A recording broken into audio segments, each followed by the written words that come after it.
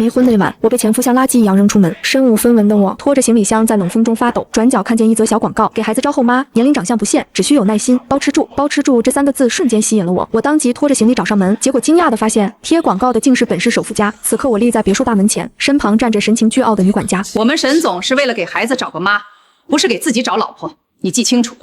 沈总条件顶尖，别动不该有的念头。我微微垂手，目光低敛，心里暗想，这份工作简直是为我量身定做，说白了不就是个高级保姆吗？我上午才离了婚，现在让我再婚，我实在没那个念头。但照顾孩子能有个落脚处，对眼下窘迫的我而言，无疑是雪中送炭。于是我恭敬地点头，我明白，绝对不会有多余的心思。女管家转身领我走进餐厅，餐桌旁一对年轻妇女正在对峙，气质清冷的男人端着碗勺，面色沉寂；一个神情倔强的小女孩紧抿着嘴，不肯退让。时间仿佛凝滞了，良久，男人机不可闻地叹了口气，率先让步，沮丧地搁下碗，用骨节分明的手指揉了揉眉心，低声下气地哄道：“就吃一口。”小小的一口行不行？眼看气氛僵硬，女管家赶忙上前。沈总，新来应聘的到了，今天这位瞧着挺本分。男人徐徐转过身，他穿着一件简洁的西装外套，衬衫最上面的纽扣松开了，隐约露出喉结，袖口挽到小臂，冷白的手臂线条利落干净。这张脸我曾在财经新闻上见过，过于英俊清朗，让人过目不忘。方才我还有点担心会不会是骗局，此刻见到他，彻底安心了。这般身份的人，怎么可能费心思骗我这种一无所有的离婚女人？男人淡漠的目光扫过我，嗓音透着一丝倦意。叫什么名字？我猜他大概是刚忙完工作，连衣服都没换就来喂孩子，或许喂饭这事对他而言比签几10亿的合同还棘手。林念，他机不可察地点了下头，把碗递给我。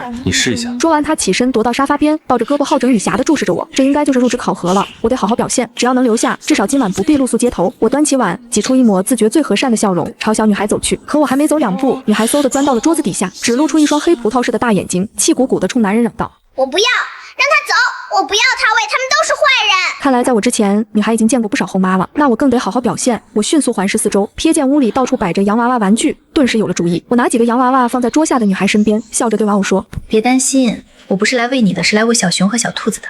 你不用担心，吃吧。”然后有模有样的给玩偶喂起饭来。多吃点儿，吃饱了才有力气去探险。不爱吃饭的小孩连自己都保护不好，怎么能去破解谜题呢？女孩委屈巴巴地趴在一边，像被遗忘了似的。她咂巴了几下小嘴，我都佯装没看见，直到她急得鼻尖发红，眼泪快要掉下来，我才像刚发现她一样。哎呀，这里怎么还有个宝宝？小公主，你也想吃吗？女孩萌萌地点点头，我勺子还没递过去，她就一口含住。我回头看向男人，他微蹙的眉宇舒展开，朝我投来一个赞许的浅笑。当晚我便住进了这栋别墅，别墅共3层，我和5岁的沈安安住在2楼，沈燕独自住在3楼。张嫂反复叮嘱，绝对不可以上3楼。之前就有不识趣的女人半夜偷偷溜上去想爬沈总的床，结果被沈总直接从房间扔了出去。我连连点头，保证绝不越界。首富的女儿5岁就能自己睡，这倒省了我不少事。次日下午，沈燕下班回来时，我正带着沈安安在别墅门口吃饭。沈安安脖子上靠着一根宠物绳，跟一只大金毛并排坐在花园地上。大金毛吃一口，沈安安吃一口，两人都津津有味。沈燕当场沉下脸。林念，你把我女儿当什么了？她的声音又冷又厉，吓得我一颤。爸爸，我和林念在玩过家家呢，你看我比金毛吃的多多啦。说着，沈安安竟昂起头，响亮地学了几声狗叫。沈燕的眉头拧得更紧了，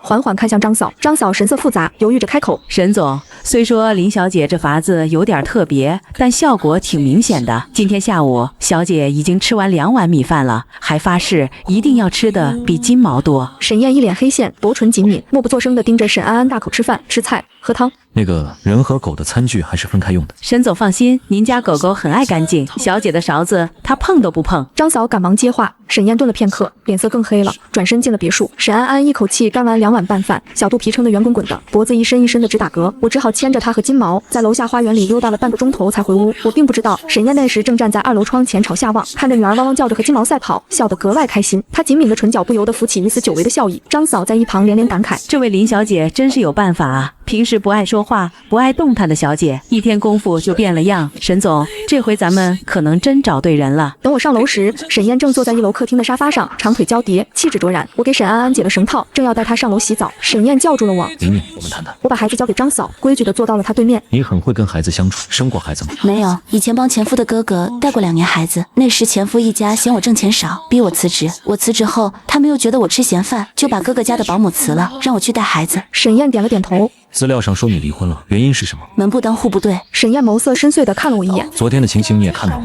这孩子缺乏安全感，只愿待在家里，不肯出门。我工作很忙，所以想找一个有耐心的女人做她妈妈。我会和你签婚前协议，做财产公证。他们这样的豪门人家通常都这样。虽然我上一段婚姻是自由恋爱，但也因身份悬殊签了协议。等感情磨光了，离婚时我什么都没落下，连婚戒都被收了回去。像沈燕这样的顶级豪门，对待婚姻自然更加谨慎。其实我只要能有个安身之处就满足了，不一定需要领证。领证是为了省心，我想给她找一个长期的妈妈，而婚姻是最稳定的契约。我顺从地点点头。你放心，我每个月会给你20万生活费，够你日常开销。这是我最关心的问题，毕竟在这方面吃过亏。沈先生，我想问一下，您给我的生活费，我可以自己支配吗？当然，那些钱是给你的。至于夫妻生活方面，我暂时没有需求，所以你还是睡在2楼。好的。离婚手续办妥的第3天，我便再次走进了婚姻登记处，如同第一次结婚那样，没有婚礼，没有祝福，只有一份冷静的协议。晚餐时，家里的帮佣张嫂特意多做了几道菜，算是简单的庆祝。沈燕将一个丝绒盒子推到我面前，里面是一枚简洁的婚戒。我摇了摇头，表示不需要。为了沈安安，我接受了这段新的关系，但一枚戒指似乎承载不了这份协议婚姻的重量。当晚我刚准备休息，房门被轻轻推开一条缝，沈安安小小的身影出现在门口，脸上写满犹豫。我问怎么了？她绞着手指，声音低低的：宁念，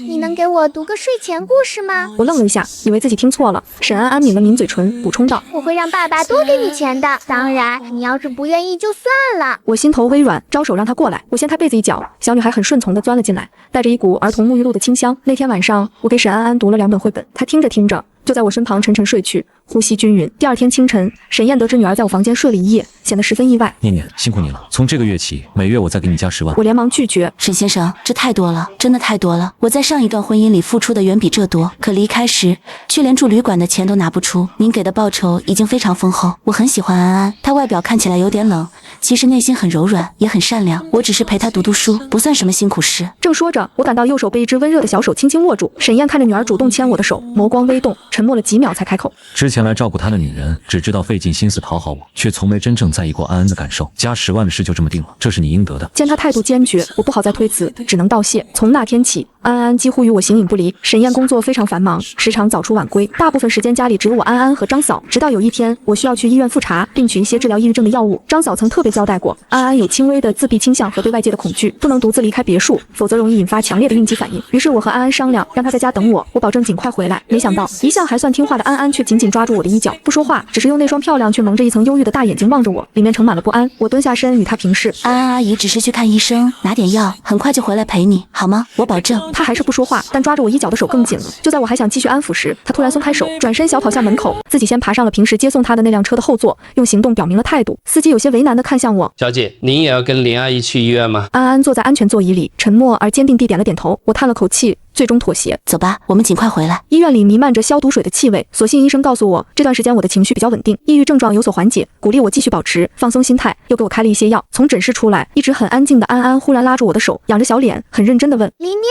你生病了吗？阿姨以前不好好吃饭睡觉，所以身体有点不舒服，生病了。她的大眼睛里立刻浮上担忧。那你会疼吗？如果你疼，我可以把我的糖分给你。爸爸说，吃了糖就能忘记一点疼。望着她纯真而关切的小脸，我的眼泪毫无预兆地滚落下来。在江家的那3年，我每次感到委屈，他们总说我是小门小户出身，承受不起豪门生活的压力。当我鼓起勇气说我可能抑郁了，需要看医生时，江晨只会不耐烦地斥责我矫情做作，是故意给他添堵。从未有人用这样简单直接的方式问过我会不会疼。我蹲下身，一把将安安搂进怀里，她小小的身体先是微微一僵，随即放松下来，安静地依偎着我，甚至还伸出小手，不太熟练地拍了拍我的背。林念，我以后一定好好吃饭，快点长大，等我长大了就可以保护你，不让你生病，不让你疼。那你可要快快健康长大啊！我带着鼻音，笑着揉了揉她的头发。我们俩眼睛都红红的从医院出来，没想到沈燕那辆显眼的黑色轿车正停在门口，她本人则斜倚在车边，剪裁合体的西装衬得她身形愈发修长挺拔，面容冷峻，气质金贵，惹得进出医院的人频频侧目。我牵着安安走过去。沈先生，您怎么来了？沈燕没有立刻回答，她的目光先落在女儿身上仔细打量，看到安安虽然眼睛有点红，但神情镇定，甚至主动牵着我。她像是松了口气，眼圈竟也微微泛红，在开口时声音有些低哑。张嫂说你们来了医院，我有点不放心。安安她很少愿意出门。爸爸，只要我跟林念在一起，就不怕。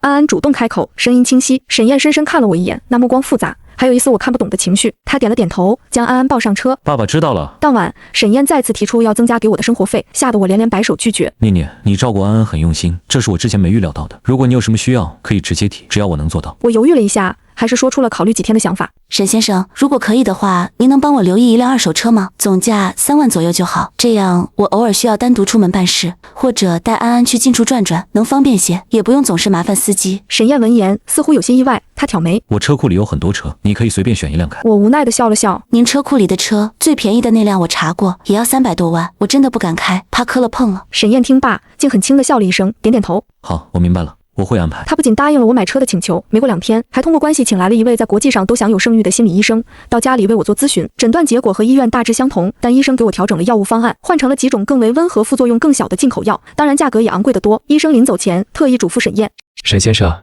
您太太的恢复情况不错，但抑郁情绪的管理是一个长期过程，她非常需要家人，尤其是伴侣稳定、高质量的陪伴和支持，请尽量多花时间与她相处，减少她的孤独感和压力。沈燕认真点头。我记住了。第2天一早，我准备带安安去小区里的花园散步时，发现沈燕那排豪车旁边稳稳停着一辆崭新的白色50宏光迷你电动车，小巧可爱。司机将钥匙交给我，笑着说：沈总吩咐的说，这车尺寸合适，好开好停，适合您和小姐用。我看着这辆意料之外却格外贴心的小车，心里涌起一阵暖流。这份周到考虑让我无法拒绝。从此，我时常开着这辆小车带安安出门。最开始只是去附近的公园、超市，后来逐渐尝试去稍远一点的儿童游乐场、图书馆，甚至热闹的菜市场。医生说安安需要逐步接触外界，建立安全感。他从一开始的紧张，紧紧抓着我的手，到后来能好奇地打量周围，进步显而易见。有一次在菜市场，安安对水池里游动的鱼产生了浓厚兴趣，蹲在边上看了好久。我买了条活鱼，装进袋子后，故意苦着脸对他说：安安阿姨手里东西太多了，这条鱼好重，你能帮我拿一下吗？就拿到停车场好不好？他看着那个还在微微扭动的塑料袋，小脸皱成一团，明显很不情愿，但犹豫了几秒，他还是伸出小手接过了袋子，然后一脸英勇就义的表情，用2根手指小心翼翼地捏着提手，身体绷得直直的，跟在我身后。漂亮的小脸蛋努力维持着严肃，脚步却因为吃力而有点晃悠。我走在前面偷偷的笑，那一刻平凡市井的喧嚣，孩子稚气的承担，让我感到了久违的快乐。然而这份短暂的宁静很快被打破，就在我们走到停车场准备上车时，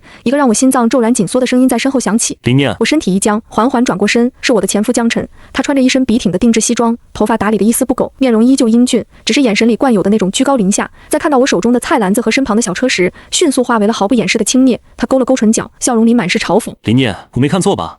你一个正儿八经的211毕业生，离婚后竟然沦落到给人当保姆、开这种车买菜的地步，你是怎么想的？血液似乎瞬间冲上头顶，又被寒意冻结。我握紧了手中的购物袋，尽量让声音平静。不关你的事。林念，你怎么还是这么不懂事啊？从你嫁进江家那天起，你就不只代表你自己，你还代表我们江家的脸面。你看看你现在像什么样子？他一边说，一边向前一步。江晨，我们已经离婚了，我现在跟江家没有任何关系，我做什么是我的自由。我打断他，直视他的眼睛。离婚了，你也还是我前妻，别人提起你照样会联想到我江晨。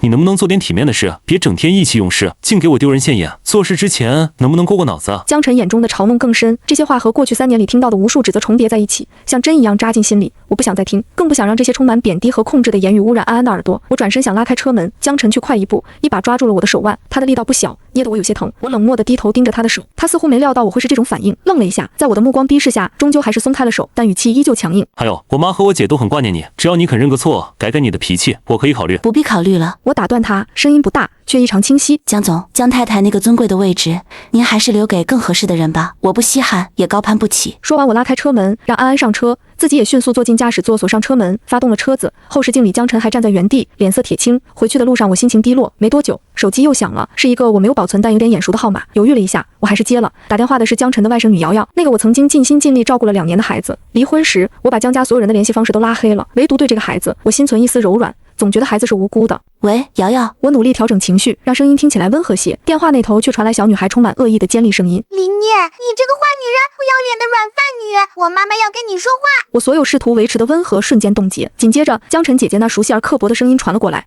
林念，我听小陈说你跑去给人家当保姆了，你能不能有点大局观？你这么做不是明摆着打小陈的脸，打我们江家的脸吗？让外人知道了，背后怎么议论我们江家？林念，不是我这个做姐姐的说你，你真是一如既往的上不了台面，离了我们江家，你也就只配做这种伺候人的活计。我没有反驳，也没有像过去那样试图解释，只是沉默地听他说完，然后挂断了电话，将这个号码也拖进了黑名单，将车缓缓停靠在路边。我终于控制不住情绪，伏在方向盘上压抑地哭了出来。那些被压抑的委屈不甘、愤怒和深深的自我怀疑，如同开闸的洪水汹涌而出。不知过了多久，长久以来积压在胸口的郁气，似乎随着泪水消散了一些，但随之而来的是一种更深的疲惫和无力感。林念，给你纸，擦擦。一个稚嫩的声音从后座传来，我猛地一颤，这才惊觉安安还在车上。我慌忙抹了把脸，抬起头，从后视镜里看到安安正从她的儿童座椅上微微探身，小手努力地向前伸着，手里捏着一包打开的小熊印花纸巾，大眼睛关切地望着我，里面没有害怕，只有纯粹的担忧。对不起。我嗓子沙哑，接过纸巾，努力想扯出一个笑容。阿姨是不是吓到你了？张嫂反复叮嘱过，安安受不了强烈的情感刺激，我害怕自己刚才的失态会吓到她，给她留下阴影。安安却缓缓摇了摇头，小脸很严肃。林念，我不害怕，你可以慢慢哭，哭出来就好了。我等你，大人哭鼻子不丢脸的，我不会笑话你。童言稚语却像一阵暖风，吹散了我心头的阴霾。我被逗得又想哭又想笑。谢谢你啊，小宝贝，阿姨哭够了，以后大概都不会再为不值得的人和事哭了。我们回家。那天晚上，我因为情绪消耗太大，早早回了房间休息。刚洗完澡，头发还湿着，就听到轻轻的敲门声。念念睡了吗？我可以进来吗？是沈燕的声音。我拢了拢浴袍，确认没有不得体的地方，才应道。进来吧。沈燕推门进来，她换上了一身浅灰色的家居服，柔软的面料柔合了她平日工作时的冷峻气质，短发利落，整个人显得挺拔而温润。她在我床边的椅子上坐下，视线不经意扫过我因浴袍领口微松而露出的少许锁骨，随即有些不自然地移开目光，转而打量起这间客房。衣帽间里给你准备的那些衣服，怎么没见你穿过？他问我，语气很随意。我看着衣帽间方向，那里挂满了当季新款，从日常服饰到晚礼服，一应俱全，标签都没拆。那些衣服太贵重了，我不习惯。我顿了顿，还是说出了真实想法。上一段婚姻让我明白了一个道理，不是自己的圈子和层次不能强行去融入，否则被排斥、被赶出来的时候会特别狼狈。沈先生，虽然我们领了证，但本质上我明白我的身份是照顾安安的高级保姆。哪有保姆穿限量款礼服的呢？那不成了李逵带花，不伦不类吗？沈燕沉默了几秒，才开口。是款式不喜欢，如果你不喜欢，我可以让设计师来家里按你的喜好定做。我连忙摆手，不用不用，真的不用。沈先生，我每天的生活就是陪着安安，看看书，散散步，真的没有需要穿那些华丽衣服的场合。现在这样就很好。他又沉默了片刻，手指无意识地轻轻摩挲着椅子扶手，终于问出了可能是他今晚过来的主要目的。听说你今天遇到你前夫了，你前夫姓江，是做医疗器械的那个江家吗？我没有立刻回答，那段婚姻和那个家庭是我现在最不愿触及的伤疤。第二天早上在餐厅，沈燕拦住了准备带安安去花园的我，目光平静却带着坚持。昨晚的问题你还没有回答我，是那个江家吗？我点了点头，避开了他的视线。不过那都是过去很久的事了，我不想再提。他看出我的抗拒，没有再追问，只是很自然地转换了话题，语气真诚。念念，自从你来了之后，安安开朗了很多，也愿意尝试接触外界了，这对我来说很重要，谢谢你。他的道谢很郑重，漆黑的眼眸专注地看着我，让我有些不自在。您太客气了，您支付了非常丰厚的报酬，照顾安安是我分内的工作。他纠正道，语气温和却坚定。那不是报酬，那是你应得的。而且如果你有任何其他的需求，或者希望我做什么，都可以提，在我能力范围内，我会尽量满足。我摇了摇头。沈先生，我现在真的什么都不缺，过得很好。沈燕又沉默了一瞬，手指微微收紧，最终只是点了点头，没再多说，起身离开了。接下来的日子，我察觉到一个明显的变化。沈燕下班回家的时间越来越早，过去她常常忙到深夜，甚至直接睡在公司，现在却几乎每晚都准时回来，陪我和安安一起吃晚饭。饭后有时还会加入我们一起玩一些简单的亲子游戏，或者听安安磕磕绊绊的读绘本。一个身家不菲、理应日理万机的商界巨子，突然变得如此清闲，这反常的举动让我心里有些打鼓。我甚至忍不住阴暗的猜想，他该不会是公司经营出了什么问题，快要破产了吧？这个念头一闪而过，我立刻又觉得不对。比起他破产，我更担心的是，如果他真的破产了，我这份每月20万的高薪工作是不是也要泡汤了？终于有一天，在饭后一起玩积木时，我忍不住委婉地问：沈先生，您最近公司不忙吗？回来的这么早，您要是有重要的工作，不用特意赶回来陪我们，安安有我照顾，您放心。沈燕正拿起一块红色的拱形积木，准备搭在城堡的顶端，闻言动作都没停，神情自然地说：不忙，而且上次医生不是说了吗？你需要家人的陪伴。现在我跟安安就是你的家人，我们有责任多陪陪你。家人？我暗自腹诽，我们这算哪门子家人啊？一份各取所需的协议罢了。但这话我不敢说出口，只是道：其实有安安陪着我就很好了。医生说我的状况好转，安安的功劳最大。沈燕抬起眼看我，眸光深邃，里面似乎有一丝我读不懂的情绪闪过。很快又隐没在平静之下，他没接话，只是继续搭着积木。我没多想，牵起安安的小手，走吧，安安，阿姨带你去读新到的故事书，爸爸可能还有工作要处理呢。安安乖乖的任由我牵着走，却在我转身时，飞快的扭过头，瞪了沈燕一眼。不知道是不是我的错觉，那漂亮的大眼睛里竟然掠过一丝恨铁不成钢的意味。林念，沈燕忽然又叫住我，我回头发现她耳根似乎有点不明显的红晕，她清了清嗓子，才继续说：明晚我有个商业慈善晚宴必须出席，按规定需要带女伴。我一时找不到合适的人，时间有点紧，你可以陪我去一趟吗？我会支付额外的出场费。这请求让我有些意外，以他的身份、财富和外貌，怎么会一时找不到合适的人？但出场费3个字让我心动了。现在的我比任何时候都明白经济独立的重要性，既然有额外的报酬，又能帮个忙，似乎没有拒绝的理由。可以的，我点点头，但又有些顾虑。只是我不太懂你们那个圈子的社交礼仪，万一说错话、做错事，会不会给你丢脸？虽然江家也算富裕，但江晨从未带我出席过任何真正重要的公开场合，他总觉得我上不了台面，会给他丢人。沈燕似乎因为我答应了而放松了些，语气温和。你只需要跟在我身边，不用刻意说什么做什么。如果有人问起，我会处理，其他的你不用担心，做你自己就好。那好吧，我应下了。第二天中午，家里果然来了一整支专业团队，5、6个外国人带着好几个大箱子，有的负责服装造型，有的负责妆容发型。他们围着我讨论了半天，测量尺寸，挑选选布料和配饰，专业又高效。这阵仗让我有些紧张，也真切感受到了所谓首富的排场。傍晚，沈燕提前下班回来接我。当我换好礼服，做好造型，有些忐忑地走下楼时，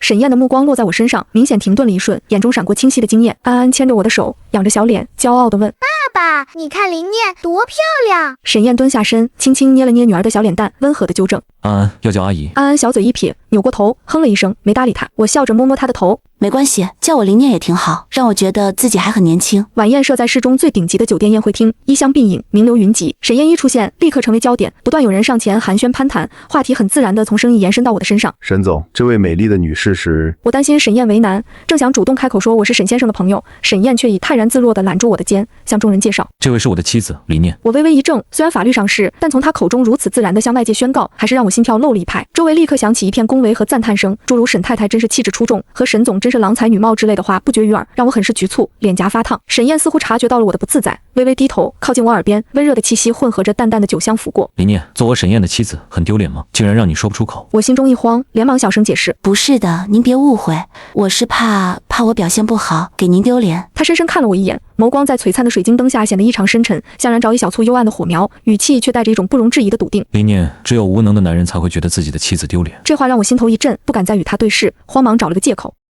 我去拿杯饮料，然后几乎是落荒而逃，走向不远处的饮品区。然而我刚拿起一杯橙汁，就听到一个让我血液发冷的声音在身后响起，带着难以置信的惊疑：李念，真的是你？是江晨，他竟然也在这里，而且身边没有女伴。沈燕不是说必须带女伴吗？我缓缓转身，江晨已经快步走到我面前，目光像探照灯一样上下扫视着我，从发型、妆容到身上这件剪裁精良、价值不菲的礼服，眼中充满了震惊和审视。我刚才还以为看错了，我从来没见过你这样打扮自己。李念，你怎么会在这里，还穿成这样？他的语气复杂，有经验，但更多的是一种被冒犯式的恼火。我后退一步，与他拉开距离，声音冷淡：江先生，这似乎与你无关。与我无关。林念，那天我姐给你打电话，不是我的意思，你知道的。她那个人就是刀子嘴豆腐心，其实也是关心你。我答应离婚，只是一时气话，想让你冷静一下，认识到自己的问题。我没想过真的跟你分开，只要你肯低头，跟我爸和我姐认个错，保证以后不再那么任性，我们就复婚。那个位置我一直给你留着。林念，你别再闹了，懂事点好吗？他一边说，一边又试图靠近，甚至想伸手来拉我的手。我太熟悉他这套打一棍子给个甜枣的把戏了，先是用冷漠和打压摧毁你的自信，再适时的给出一点看似宽容的恩赐，让你感恩戴德，牢牢被他掌控在手心。过去的我就是一次次陷入这个循环，迷失自我，但现在不会了。我猛地抽回手，避开他的触碰，直视着他，一字一句清晰地说：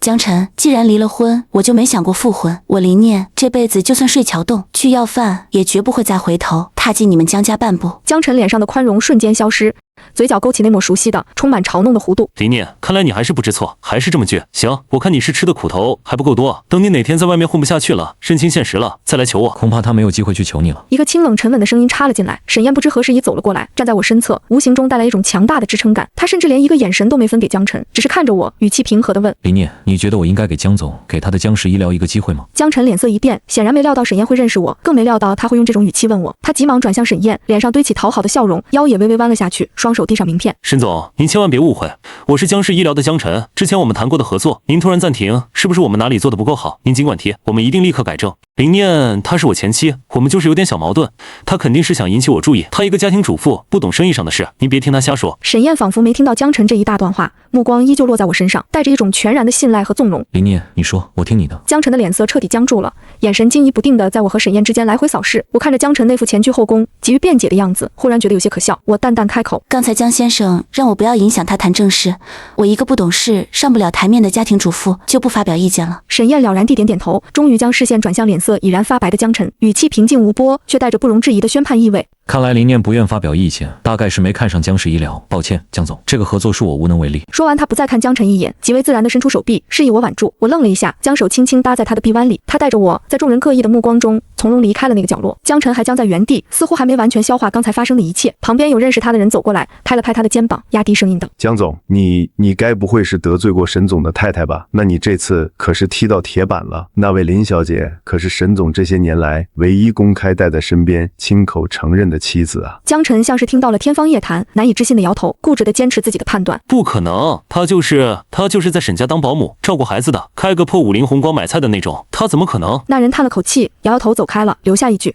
哎，好言难劝，该死的鬼。晚宴的后半程，我有些心不在焉。沈燕竟以我的名义拍下了一件价值不菲的古董珠宝，用于慈善捐赠。这一举动无疑将我推到了聚光灯下。宴会结束时，许多之前对我不甚在意的人纷纷热情地围上来，递名片、攀交情，邀请我参加各种茶会沙龙，言语间极尽恭维。沈太太，下周我们有个姐妹们的下午茶会，不知您是否有空赏光？林小姐，我的公司正在竞标沈氏集团的一个项目，还望您在沈总面前美言几句啊。我不擅长应对这种场合，又怕说错话给沈燕丢脸，紧张之下被人敬酒时便多喝了几杯，最后还是沈燕不动声色地替我挡下了大部分酒。抱歉诸位，我妻子酒量浅，也不善应酬，我替她。她端着酒杯从容应对，姿态优雅却带着不容靠近的疏离。最终我俩都被灌了不少酒。离开时，沈燕的脚步还算稳，但眼神已带了些微醺的朦胧。我们坐进她那辆加长林肯的后座，车子缓缓驶离酒店。我不经意望向窗外，竟又对上了一道充满嫉恨的视线，是江晨。他站在酒店门口的阴影里，死死盯着我们这辆车，唇角勾起一抹充满嘲弄和恶意的冷笑，仿佛在说：看你能得意到几时。我默默关上了车窗，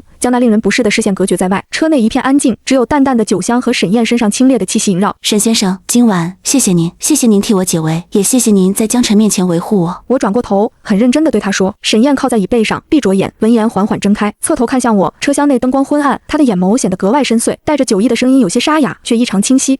林念，我们结婚了，是夫妻，保护你是我的责任，你不用跟我道谢。我斟酌了一下用词，我们毕竟只是协议婚姻，是人前的表面夫妻。您帮我是情分，我记在心里。表面夫妻。沈燕低声重复了一句，忽然缓缓倾身过来，一条手臂撑在我身侧的椅背上，将我半圈在座椅和他的身体之间，距离骤然拉近。我能闻到他呼吸间清冽的酒气，看到他眼中朦胧的醉意和某种深不见底的情绪。他看着我，目光从我的眼睛缓缓下移，落在我的嘴唇上，声音低沉的近乎蛊惑。林念，如果我不想只跟你做表面夫妻呢？我的心跳瞬间失控，脸颊烫得惊人。沈燕这张脸本就极具冲击力，此刻在醉意和暧昧氛围的渲染下，更是充满了难以抗拒的吸引力。她缓缓低下头，目标明确，在她即将触碰到我的前一秒，我猛地偏过头避开了这个吻。沈燕的动作顿住了，几秒钟令人窒息的沉默后，她缓缓退了回去，重新坐直身体，手指无意识地捻了捻，望向窗外飞速倒退的流光溢彩。抱歉，我喝多了。她声音恢复了平时的清冷，带着一丝自嘲。之后一路车厢内再无人说话，一种混杂着尴尬、暧昧和未解情绪的气氛在狭小的空间里流动。我紧张的脊背挺直，一动不敢动，直到车子平稳驶入沈家别墅。一下车，早就等在门口的安安就像个小炮弹一样冲了过来，手里还举着一本绘本。林念，你回来啦！我等你好久，这个故事我看不懂。我如蒙大赦，立刻牵起他的小手，几乎是用逃的速度上了楼。哪里不懂？阿姨给你讲。晚上把安安哄睡后，我回到自己房间，虽然有些疲惫，却没什么睡意。打开手机，开始浏览一些招聘网站的信息。江晨的话虽然难听，但有一点他说的对，我学历不低，不应该只把自己局限在保姆这个角色里，哪怕这个保姆的薪水极高。上一段婚姻给我的最大教训就是，女人必须要有自己的事业和独立的经济能力，否则一旦失去依附，就会变得无比被动，连退路都没有。虽然以我目前的身体和心理状况，可能还无法立刻适应高强度的职场工作，但提前了解市场，做些准备总是没错的。我不能永远只依赖沈燕给的这份工资。正看得入神，手机屏幕上方忽然弹出一条沈燕发来的消息，内容简短。林念，送杯咖啡上来，谢谢。我一愣，以为自己看错了，这种事向来是张嫂或者夜班的保姆做的，而且我刚搬进来时，沈燕就明确说过，3楼是他的私人空间，未经允许不要上去。这是新的考验，还是因为今晚在车里我拒绝了他，所以他想用这种方式为难我？盯着那条消息纠结了半天，我还是没敢直接踏上3楼的楼梯。想了想，我回复：沈先生，咖啡磨好了，我放在2楼楼梯口的小几上行吗？您方便的时候下来拿一下。发送完美，既完成了要求，又守住了边界。几乎是立刻，沈燕的消息回了过来：麻烦帮我端上来，送到我卧室。好吧，看来是躲不过去了。我深吸一口气，端着咖啡杯，一步一步走上3楼。站在那扇深色的卧室门前，我犹豫了一下，甚至偷偷按下了手机的录音键。万一有什么不对，好歹算个证据。我真是被江家锻炼的未雨绸缪。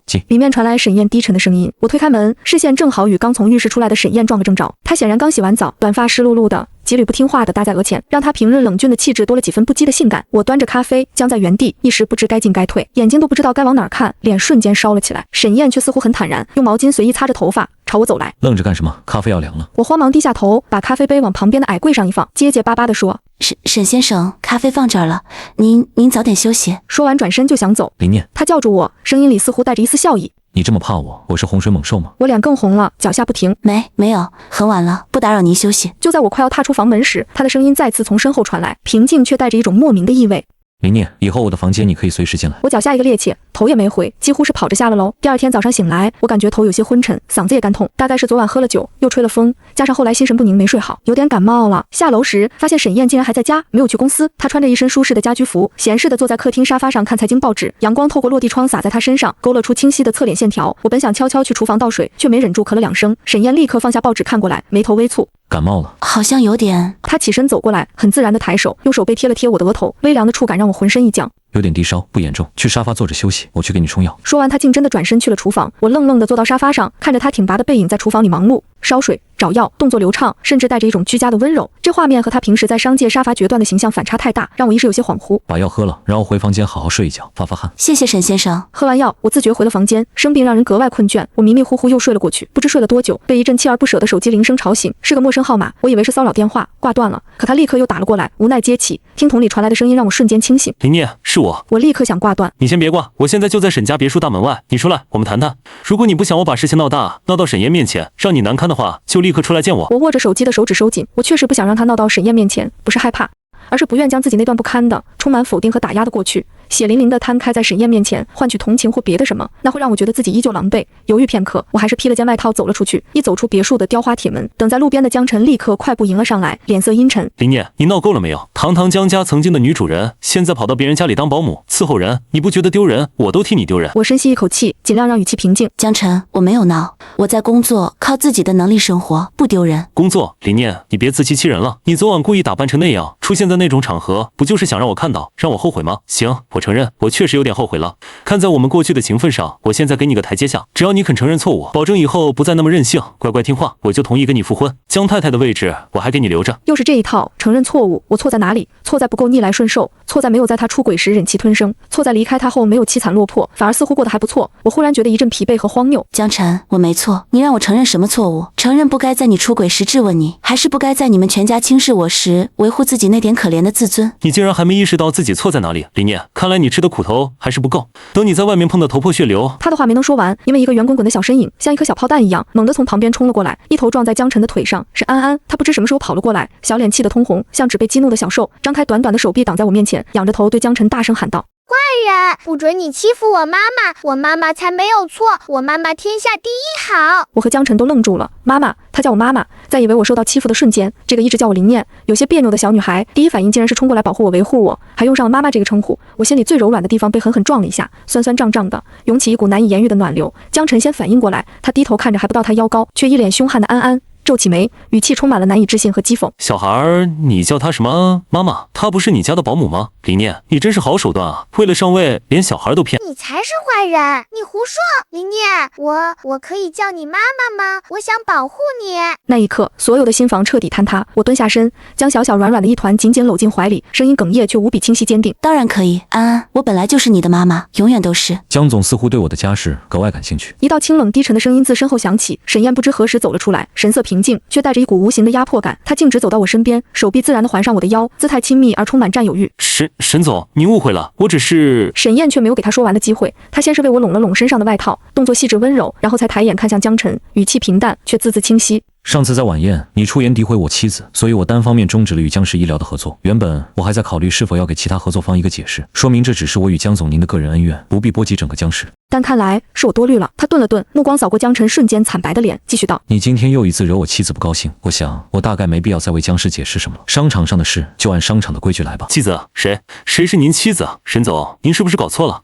他只是……江总，看来你只愿意相信自己想相信的。那我再明确说一次，林念是我沈燕法律上事实上的妻子，也是我女儿安安的妈妈。需要我把结婚证拿给你看吗？江晨整个人僵在原地，嘴唇哆嗦着，看着沈燕揽着我，又看了看紧紧抱着我腿，一脸敌意瞪着他的安安，仿佛整个世界都崩塌了。沈燕不再看他，转头对候在一旁的张嫂吩咐：张嫂，送客，以后再有这种不相干的人来骚扰太太，不用通报，直接报警。是，先生。沈燕说完，弯腰从地上抱起安安，另一只手则无比自然地牵起我的手，十指相扣，转身往别墅里走。他的手掌宽大温暖，将我的手完全包裹住，带着一种不容抗拒的坚定力量。回到温暖的室内，我有些不自在地想抽回手，沈燕却握得更紧了些，直到走到客厅才松开。我牵着安安低声说：安安，我们回房间，妈妈给你读新到的绘本好不好？好。回到房间，哄着安安玩了一会儿，我才想起问他：安安，你今天白天去哪里了？我怎么一整天都没看到你？安安一听，小嘴立刻撅了起来，委屈巴巴地说：别提了，都怪爸爸，他非要把我送去幼儿园。幼儿园？怎么突然送你去幼儿园了？之前不是请了家教在家学习吗？就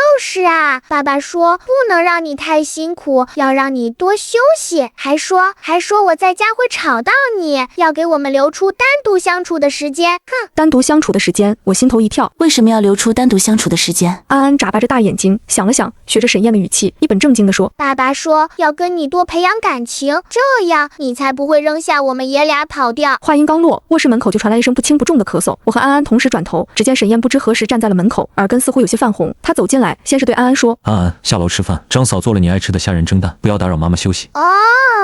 安安蹦蹦跳跳的下楼了，沈燕却没有离开，反而迈着长腿走了进来，还顺手关上了房门。房间里只剩下我们2个人，气氛忽然有些微妙。好点了吗？她走到床边，很自然的伸手，用手背再次碰了碰我的额头，动作轻柔。好多了，沈先生，刚才谢谢你又帮我解围，不过生意上的事情，您千万别因为我的私事影响判断，那样不好。林念，我说过，我们是夫妻，保护你是我的责任，也是我的权利，所以以后不要再说什么表面夫妻这样的话了。他顿了顿，身体微微前倾，拉近了我们的距离，声音压低了一些，带着一种不容错辨的认真和热度。林念，我现在想跟你做真正的夫妻，可以吗？我没想到他会如此直接，大脑嗡的一声，脸颊瞬间爆红，心跳如擂鼓，几乎不敢看他灼灼的目光。他似乎并不需要我立刻回答，只是继续用那种低沉而诱人的声音说：“我会给你时间适应，慢慢来。不过我现在想先索取一点作为丈夫的福利，可以吗？”不等我反应过来，他温热的唇已经轻轻落在了我的唇角，那是一个极尽克制、一触即分的吻，轻柔的像羽毛拂过，却带着滚烫的温度，让我浑身一颤，僵在原地。沈燕退开些许，手指轻轻抚过我的脸颊，目光深邃地看着我，声音里带着一丝不易察觉的紧张和沙哑。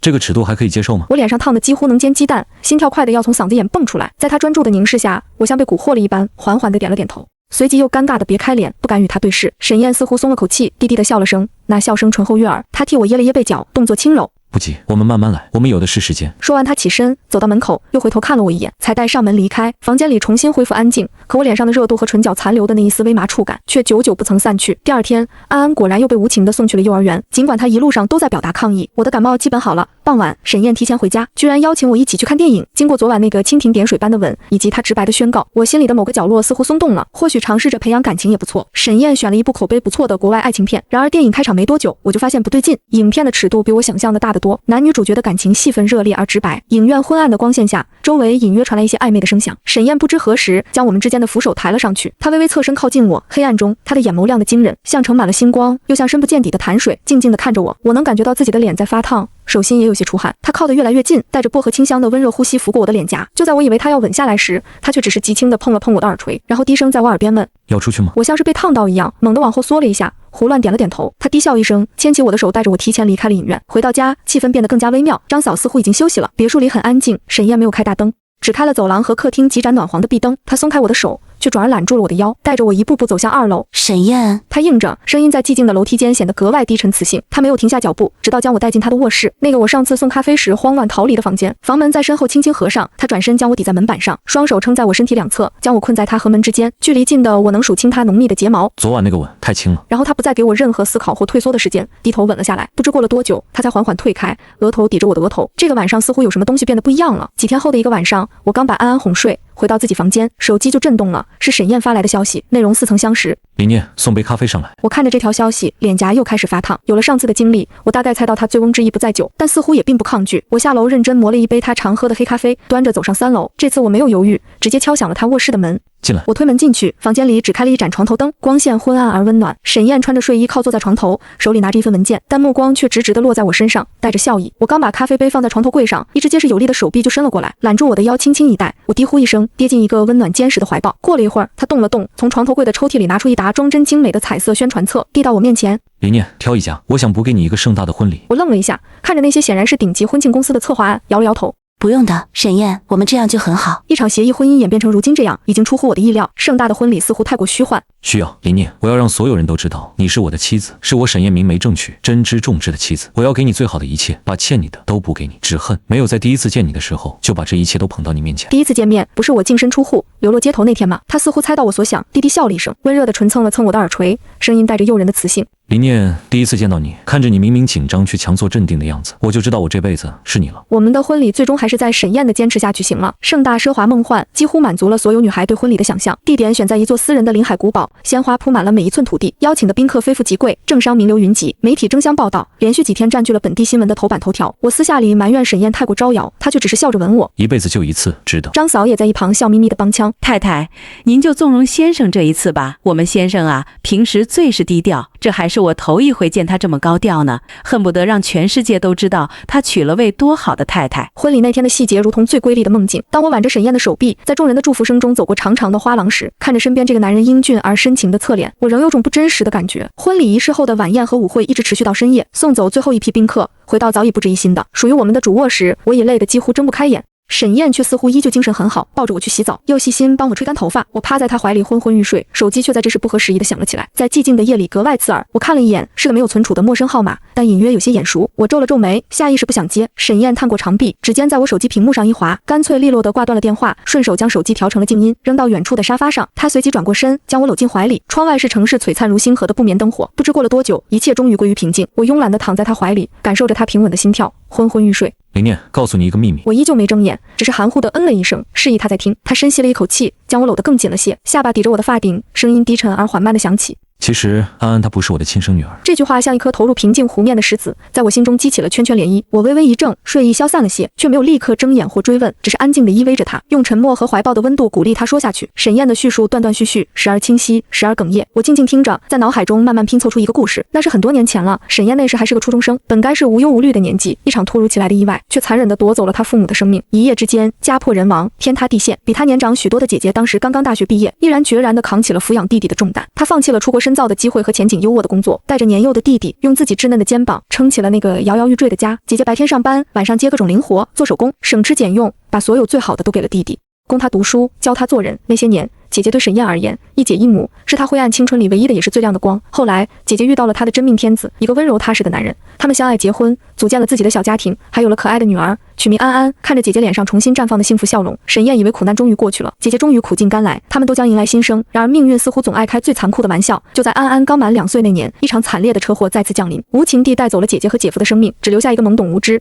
在车祸中受到巨大惊吓，从此封闭内心的小小遗孤。那一刻，沈燕的世界再次崩塌。灵堂前，她抱着吓得连哭都不会，只是瑟瑟发抖的小安安，哭得撕心裂肺，也在一夜之间被迫褪去所有青涩，迅速成长为一个坚硬的，必须为孩子遮风挡雨的大人。为了给安安一个最正常、最不受非议的身份，让她能在完整的家庭名义下成长，沈燕对外宣称安安是自己的亲生女儿。从此，她身兼父职，用尽全力守护姐姐留在这世上的唯一血脉。我本来想这辈子就和安安2个人就这么相互依靠着过下去，把她好好抚养长大，也算对得起姐姐。但是林念，你出现了。她抬起头，在昏黄的床头灯光下看向我，那双总是显得深沉冷静的眼眸里，此刻盛满了复杂的情绪，有对过往深重创伤的哀伤，有对姐姐无尽的思念与愧疚，有守护安安的坚定，还有一丝因为袒露最深秘密而生的脆弱，以及看向我时那份毫无保留的信任与炽热的期待。你像一道光，猝不及防地照进了我有些灰暗的按部就班的生活里。因为有你，我的世界变得不一样了。我开始贪心，开始想要更多，想要一个真正的完整的家。有你，有安安，或许还有我们的孩子。我被这巨大的秘密和他的深情告白震撼得说不出话，只是伸手轻轻抚上他的脸颊，指尖感受到一丝诗意。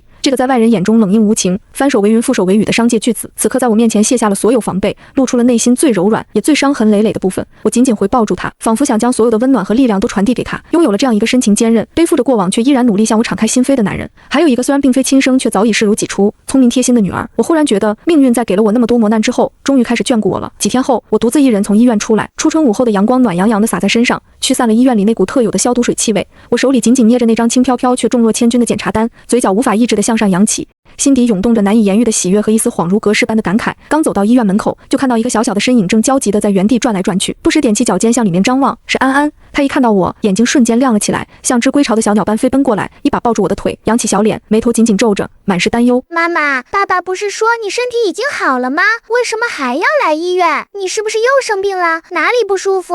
疼不疼？看着他眼中毫不作为的关切，我心里软得一塌糊涂。我蹲下身与他平视，笑着揉了揉他柔软的头发，然后将他小小的温软的身子揽进怀里，在他耳边用气声轻轻地说：傻安安，妈妈没事，妈妈没有生病，妈妈来医院是因为妈妈的肚子里有了一个小宝宝呀。安安的身体明显僵了一下，随即他猛地从我怀里挣脱出来，眼睛瞪得滚圆，像2颗浸在水里的黑葡萄，里面充满了难以置信的巨大的惊喜。他看看我，又看看我的肚子，虽然现在还完全看不出来，小嘴张成了 O 型。真的吗？妈妈，是真的吗？我要有小弟弟或者小妹妹了吗？我要当姐姐了吗？当然是真的，医生叔叔刚刚检查过了，小宝宝很健康，正在慢慢长大呢。哇，太好了，太好了，妈妈，我好开心！我会当世界上最棒的姐姐，我会把我所有的玩具都分给她，我会保护她。笑着笑着，他自己又想起什么，抬起头，脸上还挂着泪珠，却皱着小眉头，很严肃地问：那爸爸呢？他知道吗？我心里涌起一股巨大的暖流，这个孩子从最初的封闭疏离，到后来的信任依赖，再到如今全然敞开心扉，将我视为最亲的妈妈，甚至懂得关心和分享，她的每一点成长和改变，都让我无比欣慰和感动。爸爸还不知道，走，我们快点回家，把这个好消息亲口告诉爸爸，好不好？好。推开家门，沈燕正靠在客厅的沙发里，手里捧着一本书在看，神情专注而温柔。听到动静，她抬起头，当看到我们母女俩脸上如出一辙的灿烂的晃眼的笑容时，她似乎瞬间明白了什么，深邃的眼眸里漾开层层叠叠的温柔笑意，脸颊也微微泛起一丝不易察觉的红晕。爸爸妈妈说她肚子里有小宝宝了，是真的吗？我要当姐姐了，是真的吗？沈燕的目光越过女儿毛茸茸的头顶，与站在门口的我温柔对视，那目光里的柔情蜜意几乎要满溢出来。她一只手轻轻环住女儿，另一只手温柔地抚摸着我的小腹，虽然那里还平坦如初，声音轻柔的像春日最和煦的风。是真的，安安，你要当姐姐了，我和妈妈还有你，我们要一起欢迎家庭的新成员了。那一刻，客厅里仿佛被和煦的阳光和甜蜜的空气完全充满。安安兴奋地在沙发上轻轻蹦跳，一会问小宝宝是弟弟还是妹妹，会长得像谁，一会又担心自己以后会不会被爸爸妈妈遗忘，不再被爱，一会又自告奋勇要帮忙给弟弟妹妹取名字，起的名字天马行空，让人忍俊不禁。我和沈燕相视而笑，一遍遍地回答她那些充满童真和爱意的问题，告诉她无论未来家里有多少成员，她对我们的爱和意义都是独一无二、无可替代的。童言稚语，天真烂漫，却比任何华丽的词藻都更能打动人心。我将兴奋不已的安安抱起来，让她坐在我的臂弯里，感受着她小小身体传来的温热和全心全意的依赖。沈燕放下书走过来，从身后轻轻拥住我们，下巴搁在我的发顶。窗外阳光正好，透过洁净的玻璃洒满一世金黄，微风不燥，轻轻拂动纱帘。怀里的孩子叽叽喳喳，描绘着她对未来弟弟妹妹的无限憧憬。身后的丈夫坚实温暖，用拥抱诉说着无声的承诺与爱意。这不正是我曾经梦想过，却在上一段婚姻中遍寻不得的最平凡也最珍贵的人间幸福吗？它或许琐碎，却真实可触，充满了踏实的温暖和对未来的期盼。我抱着依旧兴奋的安安，和沈燕相携着准备出门去附近的公园散步，享受这难得的温馨午后。然而这份宁静祥和的氛围，在我们刚走出别墅区不远，就被一个突兀闯入的身影骤然打破。一个男人从路边的绿化带阴影里猛地窜了出来，拦在了我们面前。他衣衫褴褛，沾满污渍，头发又长又乱，脸上胡子拉碴，眼窝深陷，浑身散发着颓败和穷途末路的气息。乍一看，我以为是个无家可归的流浪者，心下不忍，正准备从口袋里掏些零钱给他，可就在我手伸进口袋的瞬间，他却用一种嘶哑干涩却又带着某种熟悉腔调的声音叫出了我的名字：江晨。林念是你吗？林念。我浑身一僵，动作顿时停住。怀里的安安似乎也感受到了这突如其来的异常气氛和陌生人身上不友好的气息，本能地往我怀里缩了缩，小手紧紧抓住了我的衣襟。沈燕几乎在同一时间上前半步，不动声色地将我和安安护在了身后，目光锐利地看向来人。我定睛看去，努力从那被生活摧残的面目全非的脸上辨认。几秒钟后，一个名字带着难以置信的含义浮上心头。江晨，你怎么变成这样了？听到我的确认，江晨像是濒死之人抓住了最后一根稻草，原本有些呆滞浑浊的眼睛里猛地爆发出光芒，他扑通一声，竟直接在我们面前跪了下来，双手捂着脸，哭声从指缝里露出来。然后他抬起那张涕泪横流、写满绝望的脸，用那双布满血丝的眼睛死死盯着我，声音尖利而颤抖：林念，林念，你帮帮我，求求你帮帮我，现在只有你能帮我了。全世界都知道沈燕爱你，把你捧在手心里，你帮我求求她，你开口，她一定会听你的。只要她肯高抬贵手，放过我，放过江家，我求你了，林念，看在我们过去的情分上，我给你磕头。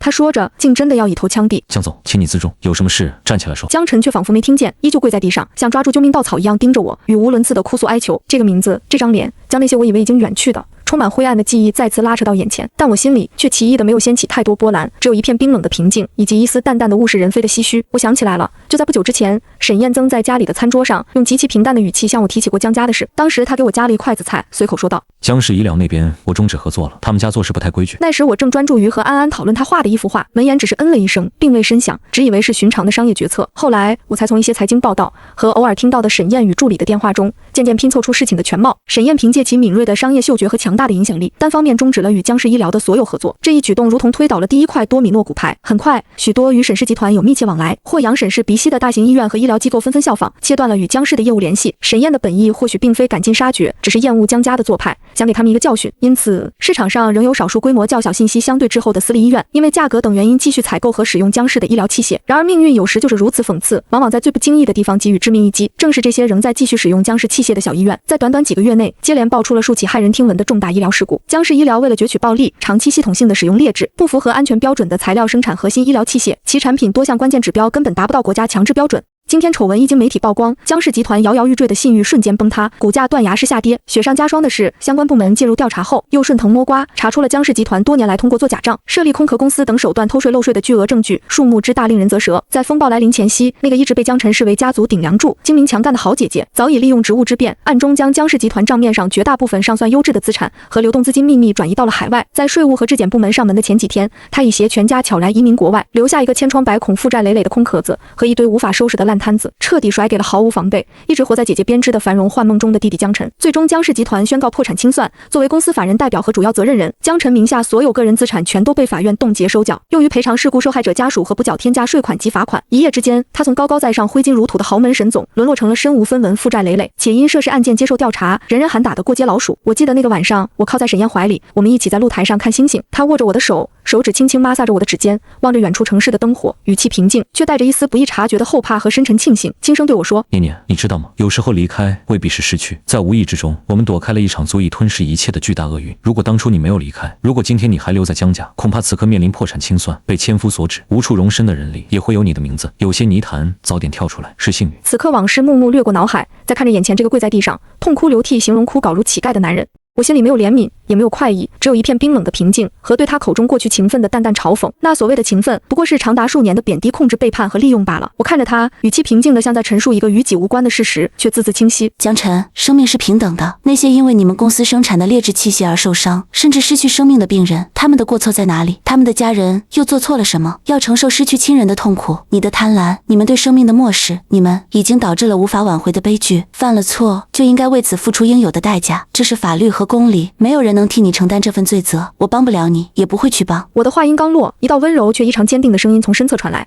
念念，起风了，我们该带安安回家休息了。是沈燕，她用一种绝对保护的姿态，完全将我挡在了身后，隔绝了江晨所有癫狂的视线。她微微侧身，对着紧紧搂着我脖子、有些被吓到的安安，用轻柔如春风的声音说道：“安安，我们回家，一起给未来的小妹妹准备她的小床和玩具，好不好？”安安立刻被转移了注意力，用力地点点头，小手紧紧搂着我，声音还有些怯怯，但已充满了期待。好，回家给妹妹准备礼物。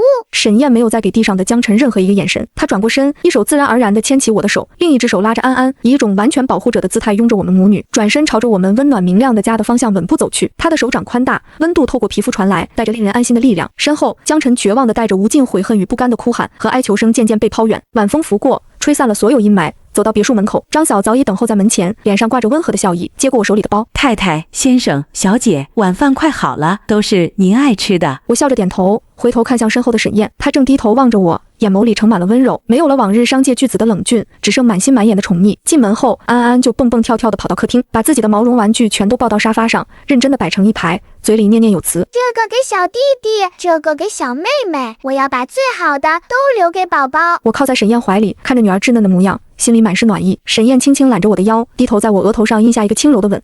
别担心，以后不会再有人来打扰我们的生活。我抬头看向他，轻轻点头。过往的伤痛早已被眼前的幸福抚平。江晨的结局是他自己种下的恶果，与我再无干系。我如今拥有的是完整的家，是爱我的丈夫，是贴心的女儿，还有即将到来的新生命，这就足够了。日子一天天过去，我的小腹渐渐隆起。孕期的不是被沈燕无微不至的照顾化解，她推掉了所有不必要的应酬，每天准时回家陪我散步，给我读孕期书籍，甚至跟着张嫂学做孕妇餐。曾经清冷金贵的男人，如今会系着围裙在厨房忙碌，会笨拙的给我揉腿，会趴在我肚子上轻声和未出世的宝宝说话。安安更是化身小护妈狂魔，每天放学回家第一件事就是扑到我身边，摸摸我的肚子，给我讲幼儿园的趣事，还会认真的监督我好好吃饭，好好休息。咱们家小姐现在比我还操心太太呢。剩下10节，我顺利生下了一个健康的男宝宝，粉雕玉琢，像极了沈燕。产房外，沈燕握着我的手，眼眶微红，一遍遍说着：“辛苦了。”安安趴在婴儿床边，小心翼翼地看着弟弟，小脸上满是欣喜，轻轻碰了碰弟弟的小手，软声道：“弟弟，我是姐姐，我会保护你。”沈家别墅里从此多了一份稚嫩的啼哭，多了一份欢声笑语。沈燕彻底化身女儿奴和儿子奴，工作再忙